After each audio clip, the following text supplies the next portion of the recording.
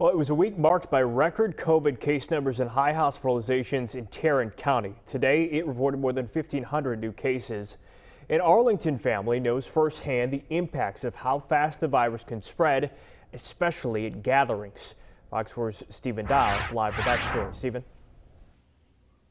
Blake, with just days until Thanksgiving, this Arlington family says they wanted to share their message before you decide to gather with people later this week.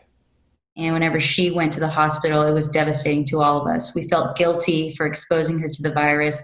The coronavirus pandemic has proven one get-together, even if it's just close family, can immediately change lives. When we took my mom to the hospital, our hearts broke.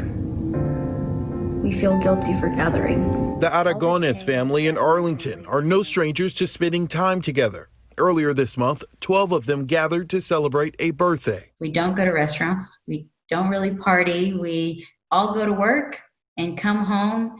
And we thought that, just staying in our close nuclear cell of folks was going to keep us safe. But unfortunately, that is not the case. Alexa Aragonez dropped off her 57-year-old mother at her cousin's house. In less than 3 days, multiple people had symptoms of COVID. We have COVID-19. All my family had COVID-19. From ages 8 to 57, 15 family members tested positive. Aragonez's mother had to go to the hospital. She was released Thursday.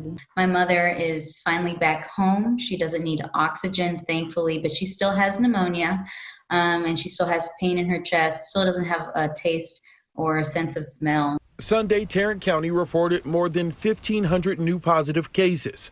765 people are in the hospital. Critics of the virus continue to say a vast majority of people recover after being infected. While that is true, it doesn't lessen the severity of the virus for thousands of families who have experienced death in Texas.